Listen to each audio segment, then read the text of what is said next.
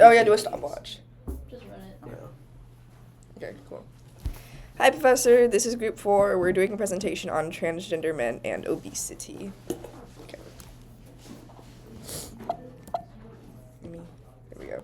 Okay, here's our table of contents. We're going to start with our introduction, and then we're going to move to sociocultural barriers, then systematic, and then health issues, risk behaviors, and then how to combat these health issues. Okay. Starting with the definition of transgender men and transmasculine individuals. Transgender men are men who are assigned female at birth but identify with the male gender. Transmasc is an umbrella term in reference to people who identify their gender on the masculine side of the gender spectrum. It's not just men and I can't speak.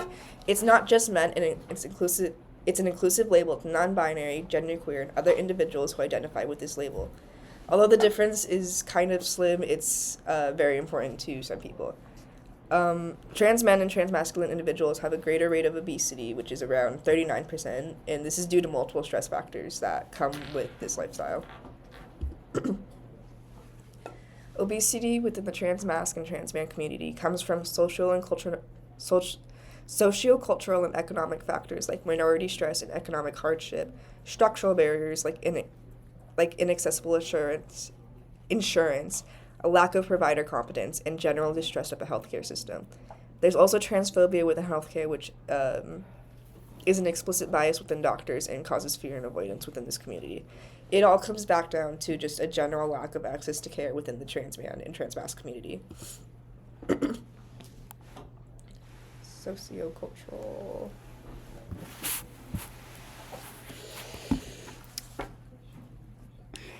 I almost forgot my name. I'm Michael. I did the slides on sociocultural barriers, which is a hard phrase to say. Transgender men report higher rates of eating disorders than their cisgender counterparts, with binge eating likely being a contributor to obesity. Trans men who are misgendered more often are more likely to develop an eating disorder than those who are misgendered less often. Queer people as a whole are more likely to report food insecurity, potentially caused by higher rates of economic disadvantage. Transgender individuals in particular report an almost 30% poverty rate. The percentage of transgender individuals living in poverty is 29.4%.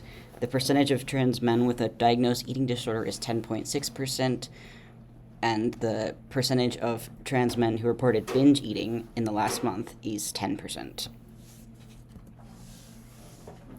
Systematic barriers. Back to me. Okay.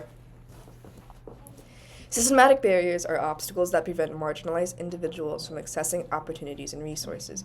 This can be healthcare, this can be economic opportunities, this can be anything that just basically gatekeeps somebody from better opportunities.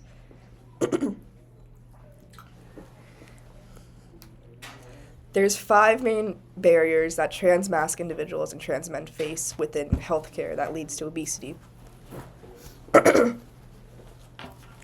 Firstly, acceptability. Discriminatory practices greatly hinder trans patients' will to see doctors for health concerns. This is due to being misgendered, dead name, dismissiveness. I'm very congested, sorry. Oh my god.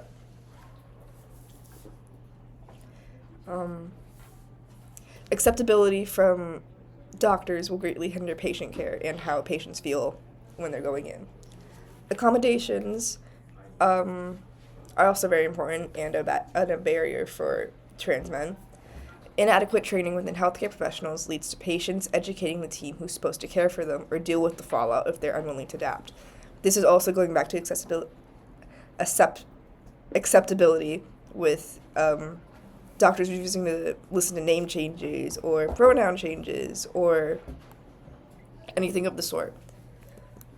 Affordability is a big one. That's the main one. There's insufficient coverage for healthcare, such as HRT, which can help with obesity and can help with eating disorders.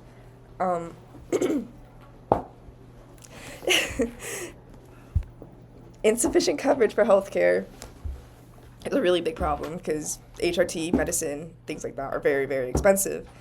And trans men already have a very high rate of poverty, so it's this sort of like system where you can't get out of it if insurance won't cover it, because who can afford that? And then even if somebody could afford HRT or other medicine that they need, it's not always available. That's a big problem. There's supply shortages, pharmacy incompetency, and an inability to afford necessity care, which further stresses the problem. Supply shortages are pretty... Sometimes they just don't have it. Pharmacy incompetence, though, is when pharmacies refuse to prescribe medications, or they refuse to give medications, or it could even be just flat-out denial of care, and it stresses the problem. Accessibility is also another big problem, and it's the last problem. Not the last problem, but the last of the main 5. Geographical restraints, those are pretty straightforward. Certain people in certain areas, especially like red areas, can't get their HRT, can't get certain medication, can't afford it. These restraints are harder to fight than a lack of trust within the medical system. So there's kind of like this chain reaction in the trans-masc and trans men community where it's gatekeeped. You literally can't get in, it's gatekeeped. And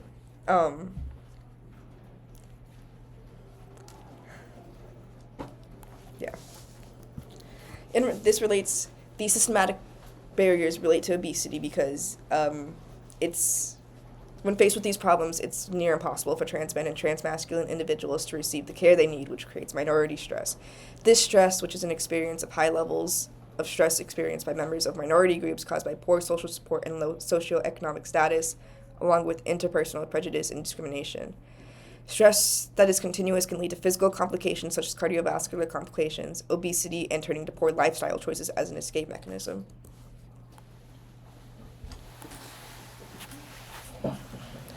Hi, my name is Adrian, and I'm talking about the common health issues that plague trans-masc and transgender men. So the first thing about it is just obesity in general. There's not a whole bunch of samples and stuff that's actual, and like studies that are actually done where trans men and trans women are separated. It's mostly like lumped in together. So it's basically, I refer to them as just GSM based on the studies that I've seen because that's how they're referred to. So obesity is actually the highest when the combined samples with both transgender women and men, specifically college students and older adults. And it's also higher compared to cisgender individuals, which makes a lot of sense considering a lot of the reasons why is stress factors. So it could be a mixture between discrimination, harassment, victimization, lack of acceptance. All of that can lead to stress, and on top of that, big psychological distress, which also is the reason why unhealthy and poor decisions are made and behaviors. So that's where the overeating can come from. That's where the not wanting the binge eating and stuff can also come from. Though it is said that transgender men do have a higher rate of obesity over transgender women, it's not explicitly shown. Because again, there are very few studies done on them separately. And the way that obesity can be addressed to fix it, honestly, there is not really a fix-all thing for it. Some of the studies have shown that diet changes, regular doctor's appointments, talking to specialists can also help, but then you're going into the issue of trans people going to the doctor in general, which is an issue. Some people can't afford it. There's also discrimination on top of that, and then it doesn't actually address the issue of what caused it in the first place. 9 times out of 10, it's a psychological reason, not really a lack of trying. And so that's not necessarily addressed. So there's also cultural differences that can come into play. For example, the lack of acceptance from like their family or within their culture, whether they're religious or not, can also come into play. And so that has to be handled in a different way. It's just, it's a lot. Hi, I'm Maya Santaramana, and I'm going to be talking about risk behaviors. And risk behaviors is a decision of an individual that causes them to live a negative lifestyle. The two main risk behaviors related to obesity for transgender men is diet and physical activity. And according to the National Eating Disorder Association in 2016, transgender men have been reported to have poor food choices, eating disorders, and imbalanced weight control. And according to National Heart, Lung, and Blood Institute 2016, their diet leads to high blood pressure, poor cholesterol, heart disease, diabetes, and etc. And physical activity in transgender men who do have obesity are seen with less physical activity, to do less physical activities.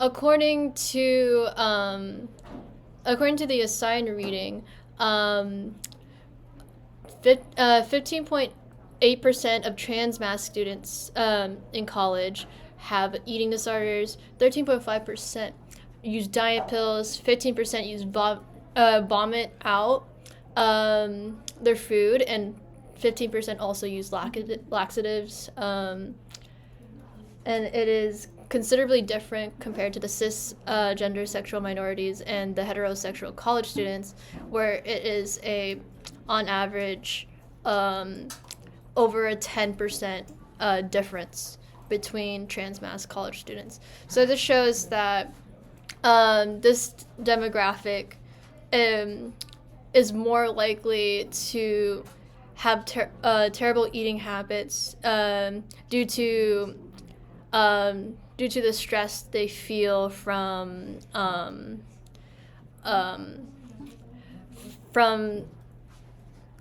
just life in general. And then, according to a 2016 National LGBT Partnership report, 42% of gender sexual minority people have reported to eat or have a healthy amount of physical activity, while 59% of non-gender sexual minority people have been reported to live a healthy lifestyle in regards to physical activity. And then non-gender sexual minority people have reported, or 33% have reported that they are living an unhealthy style, but 55% have reported, or gender sexual minority men have reported to not even meet the requirements to live a healthy do physical activity. So on average, their BMI is relatively high. And then 46 to 76% of GSM people have reported to a group of have reported in 2014 that they are less likely to partake in team sports than heterosexual cisgender people. So that implies that they socially are afraid to do these activities due to bullying, fear of being dead named, and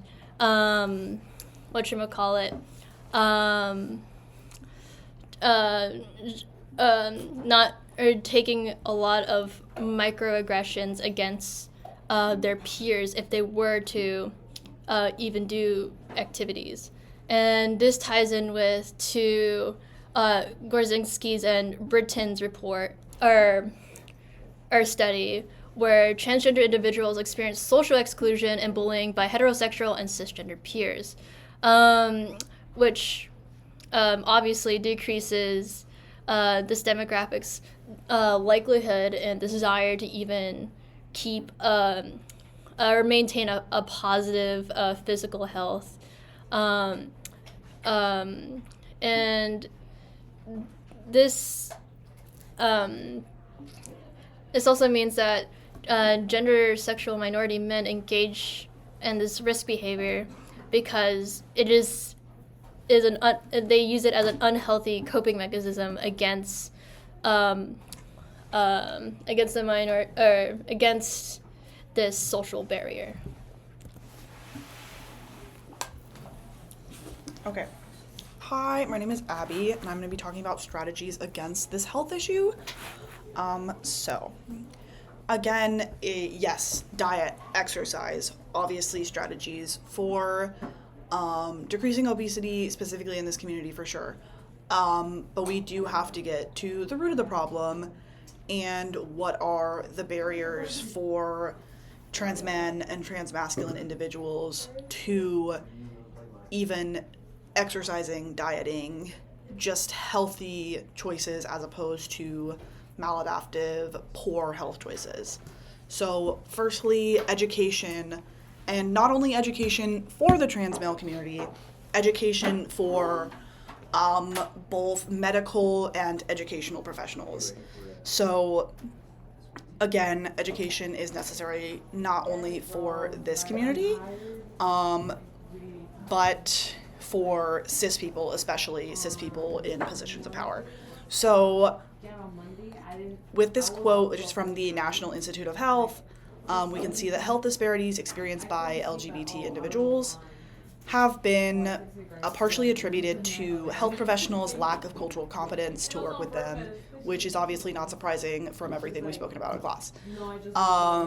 But they don't have knowledge on the trans community.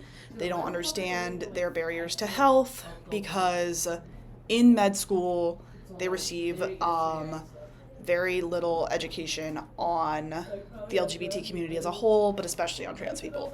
So physicians starting in med school should be given information on this community, on aspects of their health, including their physical health, which connects to obesity, and they should have to continue this through their career.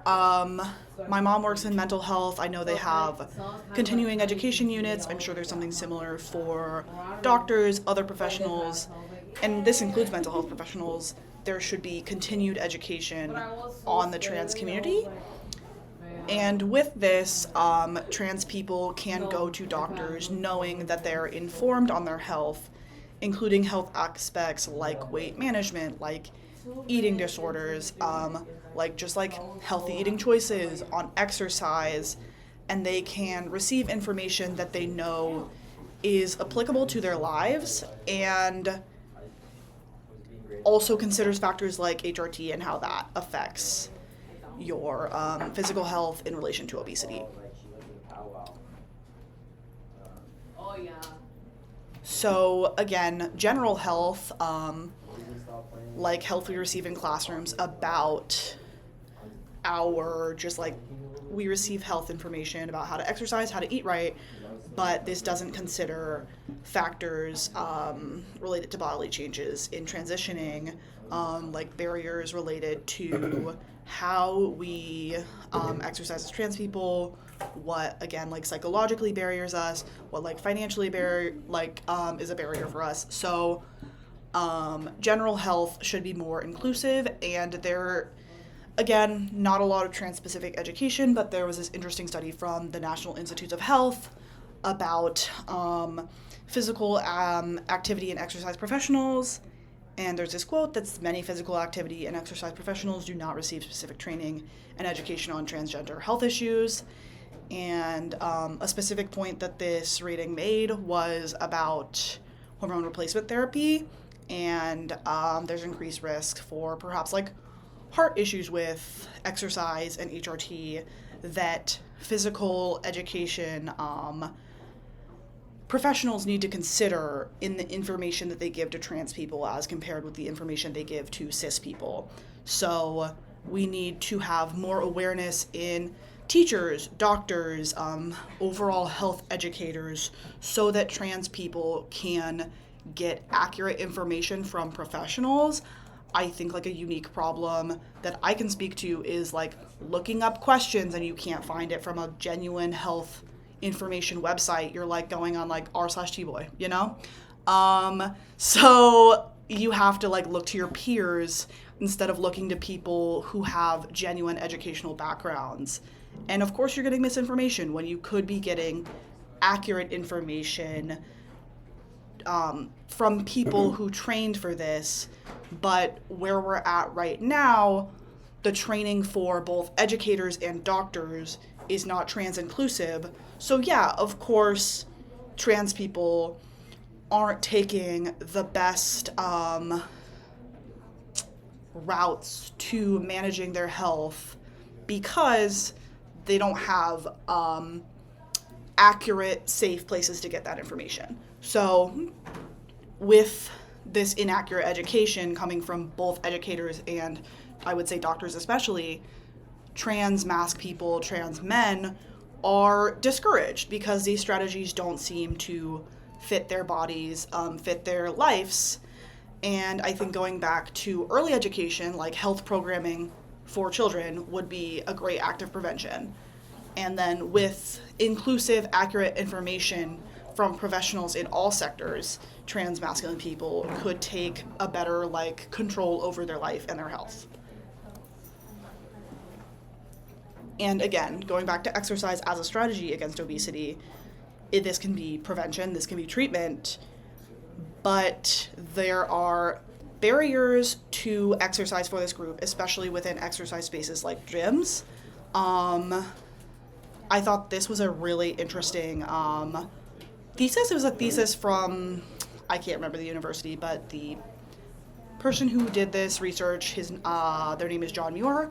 And there's a quote here that I think really highlights this issue, and it says, transgender people often experience many of the same barriers as their cisgender counterparts, like money especially, or not having the time, again, because you're working. Super big issue for everyone with exercise, but these issues can be exacerbated by their transition, and more importantly, the experience of gender-specific barriers related to their transition. And the researcher found that the biggest barriers were like binary or cisgender changing rooms, you know, every like changing room, bathroom within gyms, for the most part, maybe not here at CSUN, it's like male, female. That's how we break it down. And then there's like this very real fear of being discriminated at the gym, or it's even happened. So the fear of being outed within these spaces, or just like gender dysphoria and then anxiety related to your gender. So if we make just changes related to these things, it'll encourage people to use these spaces, even what would be so easy, gender neutral changing rooms within gyms. So that could be a very good place to start for here. And just encouraging these people, again, going back to the educational sector, encouraging these people to use spaces like this and acknowledging what the barriers are within those spaces. Okay, sorry, I jumped a little bit ahead of myself, it seems. But yeah, looking again at this research that this individual did, the solutions they found through this research and through interviewing trans men and I believe trans women, again, we're kind of lumped in here, but is the key solutions to these barriers were having gender-neutral changing in bathroom facilities, equipped with private stalls to ensure privacy, clear policies from the gym on inclusion, discriminating and reporting of incidents, and gyms, governing bodies, ensuring that the staff has received LGBTQ awareness training. So making these spaces more inclusive by eliminating the barriers that are like so binary. But also I think a great point that I had not considered before reading this was having this inclusion training and having this comfortability within the gym that queer folk can report to the gym employees if discrimination does happen within the gym, and they feel encouraged to do so because, after all, for everyone, the gym should be a safe space. And what I really wanted to include, I think is important, for taking steps even, those are kind of a little bit about like, yes, steps that trans people can obviously be involved in as strategies against like breaking down these barriers that they have, but the steps that are currently being taken by trans folk themselves. So just like creating trans-specific health spaces, spaces that are kind of like really like trans only. For like, I think we see a lot of like trans, just like trans-specific sports teams is a really big one. I hadn't known about this. There's this trans-only, I believe, hockey team. I can't remember where, unfortunately, but it's like one of the only trans sports teams within the country, or like just one of the well-known. I know that there's actually, I've seen a lot of like smaller leagues here in LA for sure. But if we see this exercise, that's catered specifically towards the trans mass community, and we see other community members encouraging exercise in a safe space with people like them, that'll no doubt encourage trans people to do exercise, because it's obviously inclusive. You're seeing people like there is, an issue of trans people being the only trans person in a sports team, and that leads to discrimination, and trans sports athletes are so under the limelight right now. So if we make our own trans inclusive sports events, that'll encourage exercise for this community, absolutely. And then here, there's like, I mentioned the one picture I have, which is the first all-gender sports hockey team. And then there are some issues within this, for sure, this group right now. We're seeing with Trans Dudes of LA, but they started a trans mask wrestling team, which really has been quite widespread. It's went from city to city. So there we go. Trans inclusive wrestling is something we haven't really seen before, and that of course encourages trans men, trans masculine people to exercise overall. So that could be a space of inclusion outside of gyms, just like the trans community taking initiative to exercise ourselves, really, without this educational or professional support. It's happening already. That's definitely a means of obesity prevention and treatment as well, really. But I think going back to what was said with health issues is considering the connection between mental and physical health and what stressors make healthy habits hard for people who are trans-mask. And of course, so much of it is psychological. And we see from our classwork, sorry, I don't remember what reading specifically this is. I have it linked in my citations for sure. But the studies prove that gender and sexual minorities are more likely to exhibit mental health problems like depression, anxiety, substance abuse. And obviously, this is a barrier to healthy choices, and then again, that leads to obesity. So therapy as an intervention would be absolutely a great place for trans mask people to learn these coping skills that are not maladaptive, coping skills such as exercise, healthy eating choices, within a therapeutic session with hopefully a informed therapist who can give them coping skills that combat the maladaptive, unhealthy ones that trans mask people learn early in their life to cope with the stressors that we can consider through this like minority stress model. So I think, those are the big three, just like education overall, of course, like educating the trans mask community, but that education has to come from a well-informed place, hopefully from both scholarly, like educational professionals at a young age, hopefully like within school, and then doctors need to be informed so trans mask people can get their education from an actually like healthy place. We're not looking to our peers who are helpful but not like quite as informed. And then exercise like within our community would be a great place to start, and making these places where people exercise more inclusive to the community as a whole. And then therapeutic intervention can always be a place that we lean to. So, I believe that is it. And then we have our works cited here at the end. And yeah, thank you.